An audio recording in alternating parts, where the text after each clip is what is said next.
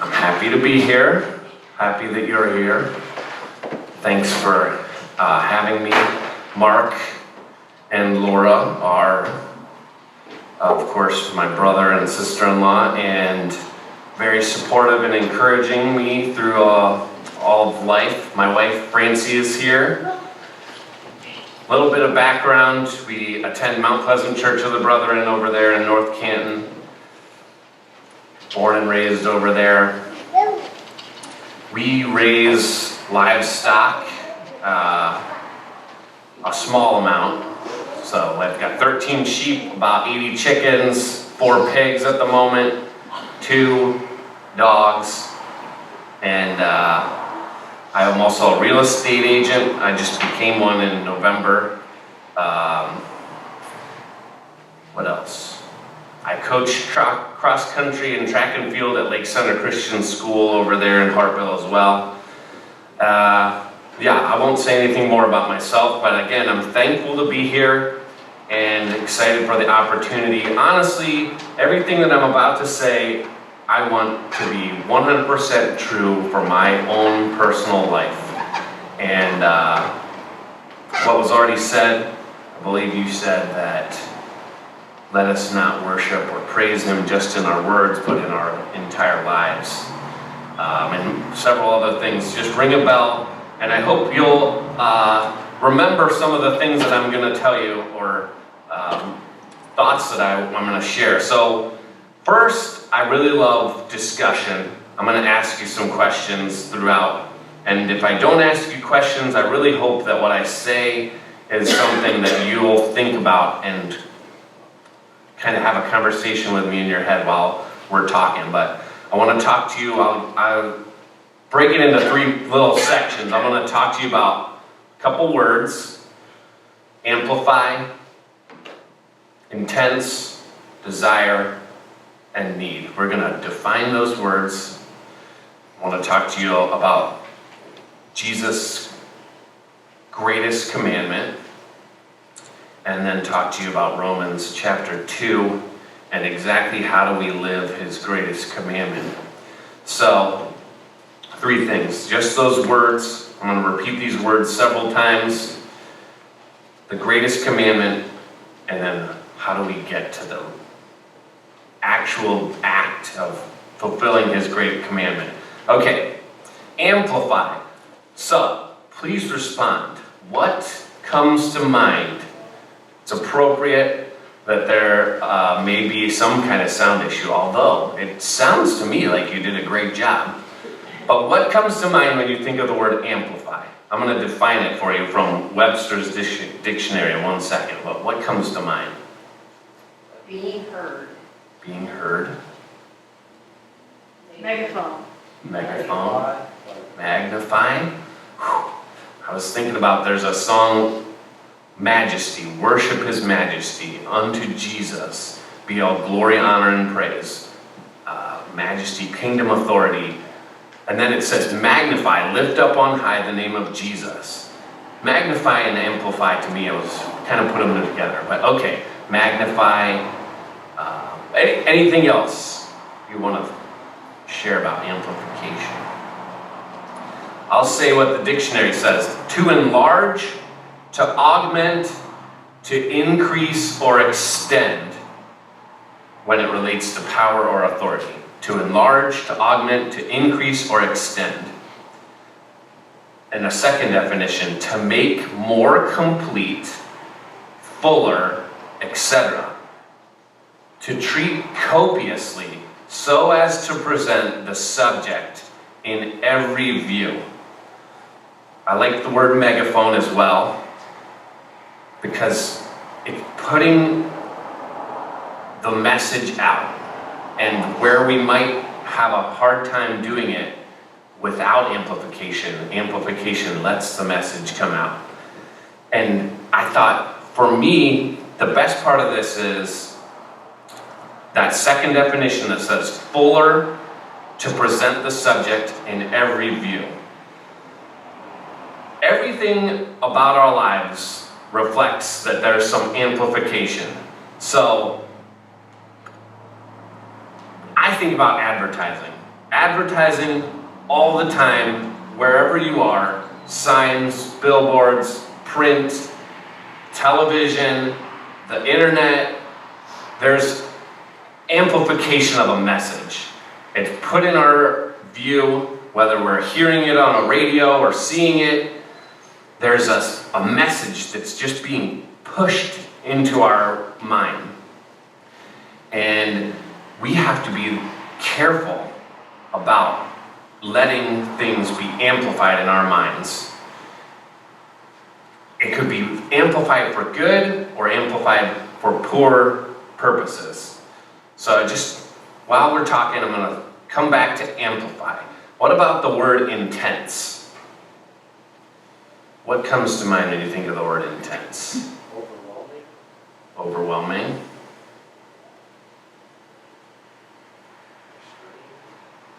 Extreme, good. Strong. Okay, I'll just go with those. Overwhelming, extreme, strong. Okay, this is the definition from Webster. Occurring or existing in a high degree, very strong, violent, excessive, or vivid. Violent, excessive, or vivid. Something that's intense, very strong, existing at a high degree. I think about the word relentless, something that's really just pounding, it just keeps on coming.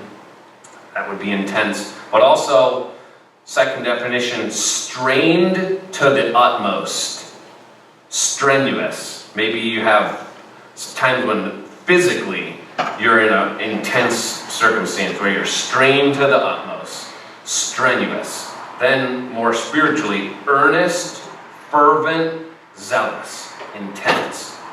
And a third definition, having or showing firm purpose, great seriousness. This is the definition of intense. There's a message that's amplified all around us, especially when I think of advertising, but I think about it in terms of news. You get amplified messages, depending on who you want to listen to. They'll tell you the same story, but they'll amplify a different part of the story. And depending on who you listen to, you might have a really different view of any certain topic because of its amplification. And I think the word intense to me,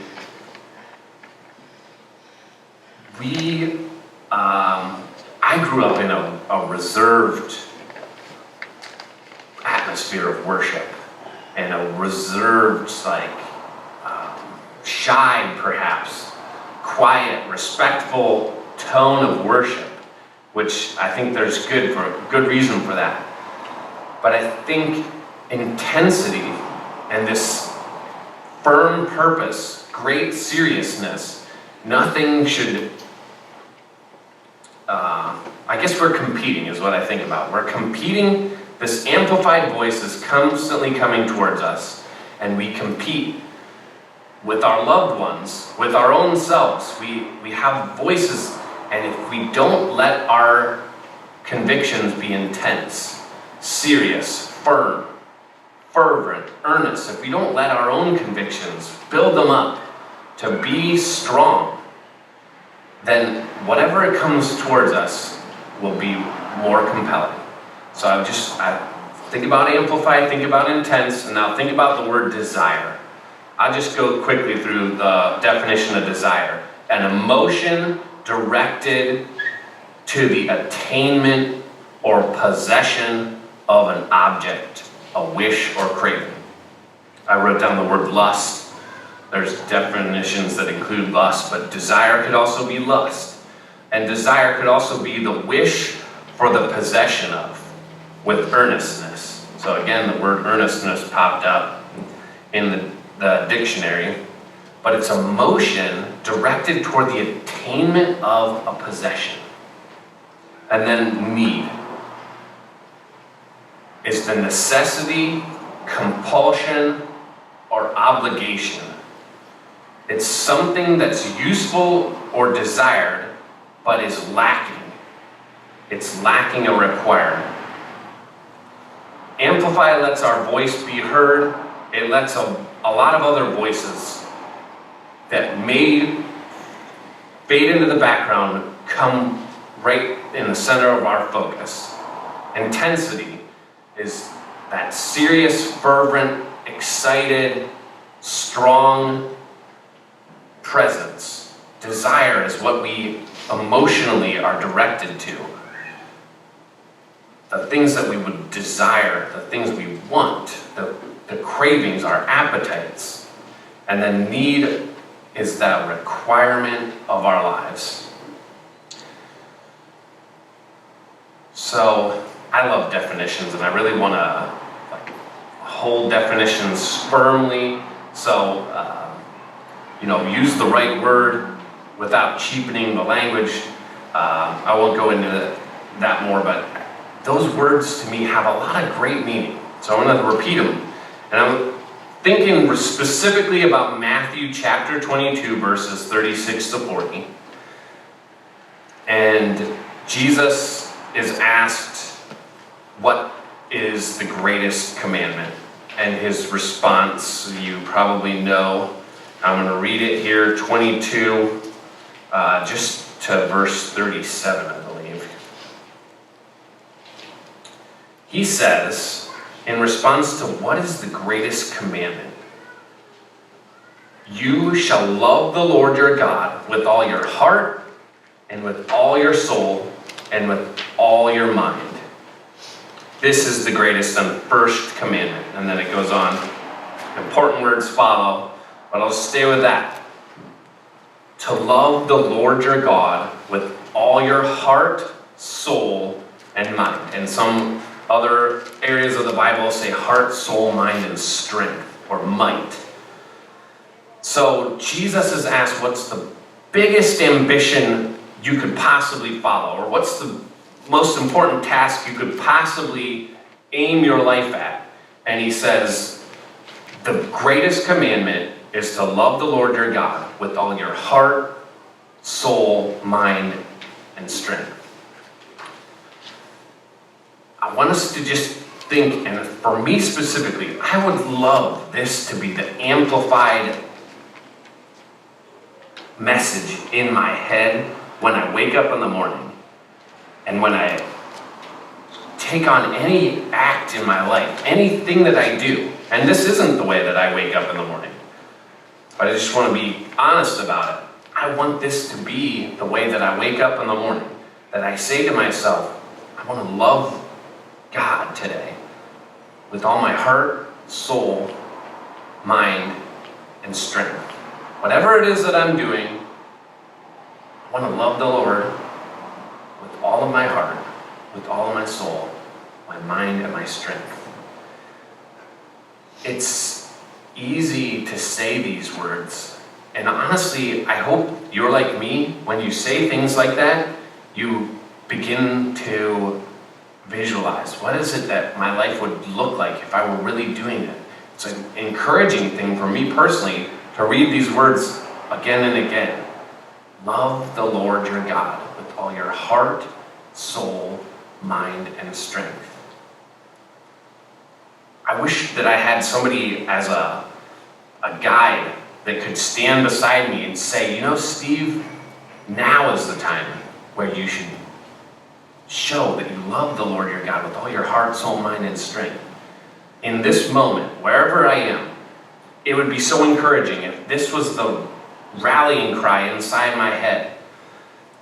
It would be encouraging if the amplified voice of my life, what I was watching with my eyes, listening to with my ears, if this was the thing that kept on coming to mind as I watch and see, as I hear, speak, everything that I do, if this were the thing that was amplified, if this was the intense, fervent desire of my life, I want to amplify this, make it an intense desire, and recognize this as my need. So to switch gears, our main purpose, the greatest commandment we could follow is to love God with all of our heart, soul, mind, and strength. And then to love our neighbors as well in the same way. And maybe, I don't know, do you feel like you can do that with ease? It's tough to love people. I guess I want to say, sort of to transition to Romans chapter 2, if you were to love God this way, how would your work be? Would you be better at your job or worse at your job? Would you be thought of well because of this new approach, or would you somehow lose your ability to perform? And I think about maybe if you really truly said to yourself, I don't care what anyone says, I am going to love the Lord my God with all my heart, soul, mind, and strength. What would happen to your reputation? Because maybe you'd be doing things that seemed abnormal. So what would happen to your reputation if you loved God with your heart, soul, mind, and strength every day, all the time? What would happen to your reputation? What would happen in your family life? Would the people that you love and care for be better for your love of God? Would you somehow be outcast because you truly loved God and you loved everything about Him with your heart, soul, mind, and strength? What would happen if your family saw you act this way? What about the expectations you have for your own life? The plans that you make? What about the expectations that other people have for you? And the way that they think about your future?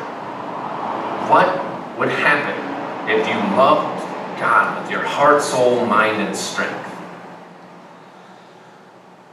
Just hopefully this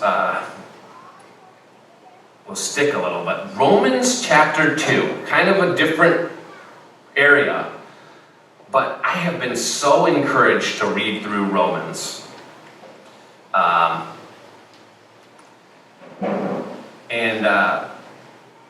It's something that I've read through entirely many times without being real critical of the verse by verse, sentence by sentence. I read through the whole thing from start to finish, and it comes across as a message that's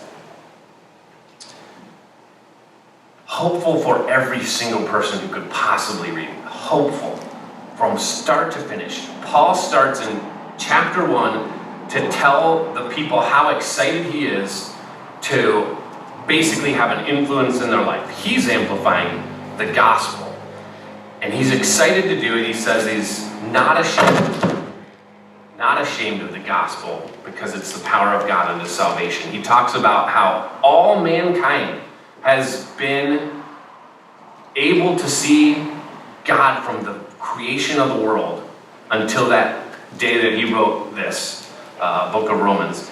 They've all known God, but some of them have chose, rather than to worship God, to worship themselves and make mankind and the creation of the Creator the thing to be worshipped. The creation is worshipped rather than the Creator. And then he talks about, in Romans chapter 1, all the bad things that mankind does. And then in chapter 2, he begins to tell them, well, if you thought you were excluded from this list of bad behavior, you're not. And I'm going to skip ahead. It's in Romans chapter 2, verse 12. It says, all who have sinned apart from the law will also perish apart from the law.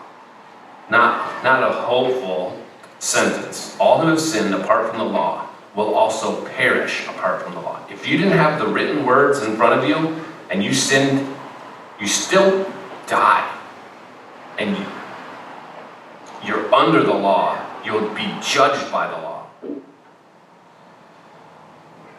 It's not verse 13, for it's not the hearers of the law who are righteous in God's sight, but the doers of the law who will be justified. When Gentiles who do not possess the law do instinctively what the law requires, these, though not having the law, are a law to themselves. Gentiles. Paul writes to Romans, and there are Jews in Rome and there are Gentiles in Rome, and he's telling these Gentiles and Jews, it doesn't matter whether you have the law or not. It's not the ink on the page. It's not the knowledge you have up inside of your brain that makes you righteous. It's that you instinctively do what the law requires. Then he says they show that what the law requires is written on their hearts. These Gentiles, they don't have the Bible, but somehow they have the law written on their hearts, to which they own, right in the middle of 15, to which their own conscience also bears witness, and their conflicting thoughts will accuse or perhaps excuse them on the day when, according to my gospel, God, through Jesus Christ, will judge the secret thoughts of all. Summarize this little section from 12 to 16. Paul's telling them there are people out there, they don't have the Bible, but the law is written on their hearts, and their conscience bears witness. They can either be excused from judgment because God recognizes their faith, or they can be accused. It doesn't matter whether or not they have this text in front of them, or whether or not they heard the words and they remembered every single word that was ever spoken. It doesn't matter how much they know. It matters whether it's written on their hearts and they truly, their conscience bears witness. They're faithful. I'm going to skip ahead because then it's Paul kind of instructing the Jews how to not be hypocrites. But then it says in verse 25, circumcision, this physical scarring or physical sign, circumcision is indeed of value if you obey the law. But if you break the law, your conscience also, but if you break the law, your conscience has become uncircumcision. Your circumcision has become uncircumcision. So if those who are uncircumcised keep the requirement of the law, will not their uncircumcision be regarded as circumcision? Then those who are physically uncircumcised but keep the law will condemn you that have the written code and circumcision but break the law. For a person is not a Jew who is one outwardly, nor is true circumcision something external and physical. Rather, a person is a Jew who is one inwardly, and real circumcision is a matter of the heart. It is spiritual and not literal. Such a person receives praise not from others, but from God. To summarize, 25 to the end of the chapter there, the Jews have a ritual to change the physical body to make it so they know physically you're a Jew because you've got the sign of circumcision. You're physically, you show the sign. Paul says it doesn't matter physically. I wore a suit today. Who cares whether I wore a suit? Nobody should care. Physically, it means absolutely nothing. We could all be sitting on a dirt floor and worshiping and praising God truly, And none of the external physical world that we surround ourselves with have anything to do with the true worship of God. This physical sign is nothing. Whether our heritage shows we're Christian, it doesn't matter. Who our parents are, it doesn't matter. What I look like physically, it really doesn't matter. And Paul identifies that these people have their heart changed. Real circumcision is a matter of the heart. It is spiritual and not literal. Not literal. Such a person receives praise not from others, but from God. Gentiles didn't have the scriptures. Somehow, they're seen as faithful if their life represents that the law is written on their hearts. Their physical body might not show some kind of holiness, but their circumcision is a matter of their heart. One more verse of scripture that I think is just, to me, refreshing to hear. 2 Corinthians chapter 2.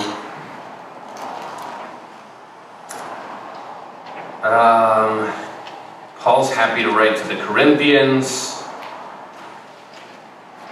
and he kind of talks to them about credentials. It says, "So I made up my mind not to make you another painful visit. For if I cause you pain, who is there to make me glad, but the one whom I have pained? And I wrote as I did, so that when I came, I might not suffer pain from those who should have made me rejoice. For I am confident about all of you, that my joy would be the joy of all of you. For I wrote to you out of much distress and anguish of heart, and with many tears, not to cause you pain, but to let you know the abundant love that I have for you." I'm sorry, I'm reading 2 Corinthians chapter 2. I wanted to read chapter 3. Good words. He was running to write to them because he criticized them. His first letter was a tough letter. Chapter 3.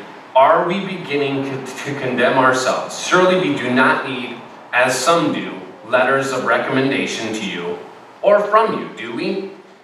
You yourselves are our letter, written on our hearts, to be known and be read by all.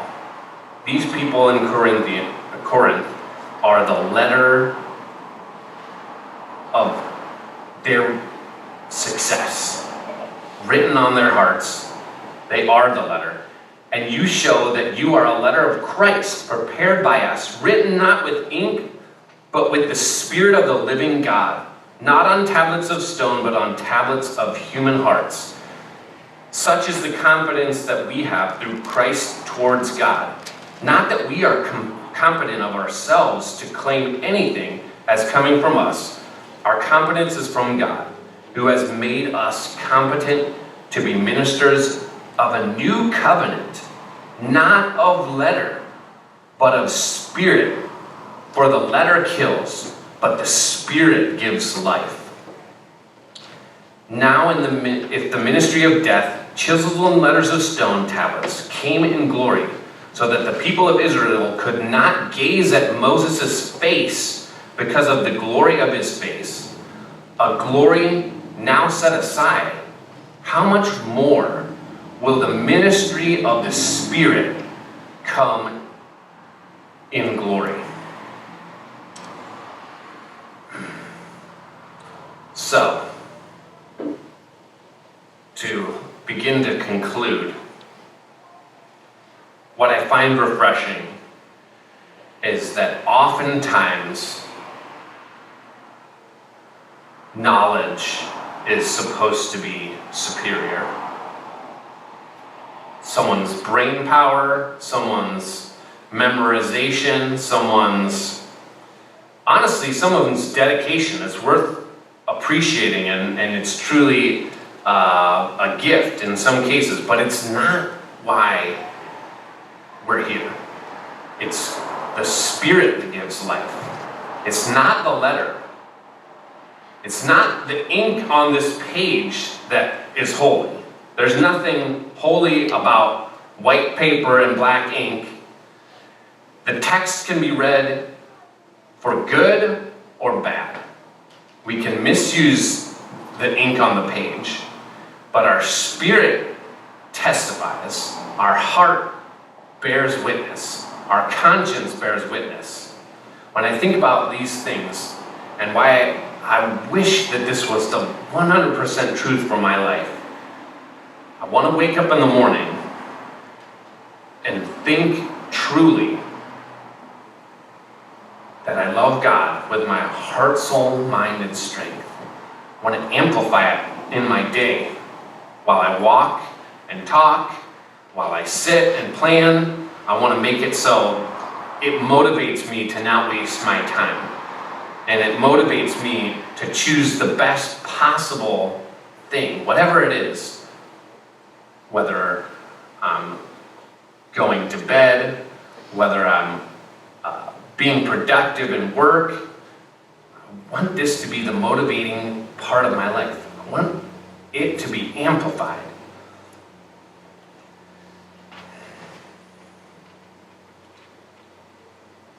Again, I'll just go over what we've talked about. The amplification of our lives. What's amplified in our lives? We're constantly getting messages. We're entertained, we're informed, and there's always a megaphone. There's always highlights to what's around us. And I want to say we can hone the message. We can listen to people that will encourage. We can concentrate and focus our attention on things that will uplift us. But we can also do it for bad purposes and amplify bad desires, bad plans, and bad ambitions. When I think of intensity, I think, again, that we can be people who truly have some intensity for what we know is right and good. And we don't let other people sway us into thinking whatever their opinion might be the ultimate. But if we truly know God, if we love Him with our heart, soul, mind, and strength, let's be intense, violent, excessive, vivid, strained to the utmost, fervent, earnest. If we can love the Lord our God with all our heart, soul, mind, and strength, our desires, our emotions that direct us to attaining possessions should be completely different. We should wish for different things. And our needs will be redefined. What we think is required should change. So I said, Jesus' greatest commandment, to love the Lord your God with all your heart, soul, mind, and strength. To think that Paul identified in Romans that the Gentiles didn't have all the law, they didn't have all the knowledge, but their hearts had the law written on them when they acted righteously. To think that he put them in this position where physically, whatever their background, it didn't matter. Whatever they look like, their heritage, nothing of that mattered. But it's the Spirit that they were given. And then, to think again on 2 Corinthians 3:6 specifically, the letter kills, but the Spirit gives life. So I guess Francie and I are actually going to be headed on vacation, so this will be like the last thing I say. We're going to be going down to the Smoky Mountains with Mark, my two other brothers, my mom and dad, and all the kids. And my life hasn't represented that I truly love the Lord my God with my heart, soul, mind, and strength. Whether it's because of my fears, my worries, I don't put God first place on my waking moments all through my day. I waste my time. I'm 36 years old. I feel like there's a lot more for me to do, but I'm short-sighted. I want to have this amplified. I don't want to worry about my physical well-being. I don't want to worry about my possessions or the things that make me look good to one person or another. I want to be truly motivated by this idea that I should love God with my heart, soul, mind, and strength. A lifetime of time spent in church to worship Jesus Christ, who is the ultimate in integrity, without hypocrisy. This is my focus. I call myself a Christian, and he gave me one commandment, pretty serious commandment, to love the Lord my God with my heart, soul, mind, and strength. And I let stupid things be amplified. The megaphones in my life are useless so many times. So I just want to say this for my own encouragement, and I hope maybe it will encourage you as well. I want God to be the ultimate in my life. I'll close and end with just a word of prayer, and then we'll go through the last song of benediction. But if you'll just bow with me, please. So God, we just thank you so much for the heritage of people here at Center Church of the Brethren who made it possible for years for people to gather together and worship. Thank you for the opportunity to gather today, and for the warm welcome, for the friendly faces. I just pray that you would bless these people.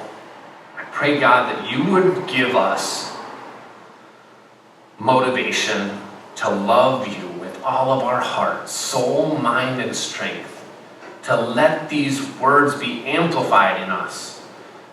I pray that you change our desires, that you give us some fire and intensity while we walk through this world, while we see hopeless people all around us, people that need good news. I just pray that you give us some boldness. Let us be earnest and fervent. I pray that you just keep us well. Pray that you'd be our peace and our joy, our comfort. I truly pray that you'd help us remember to love you with our heart, soul, mind, and strength. To not let the world be amplified. To not let trivial, short-sighted thinking be in our minds to deter us from what's truly good and powerful. I just pray that you'd help us every single moment. Don't let us forget. Be with us as we go. Again, I thank you for this gathering. In Jesus' name.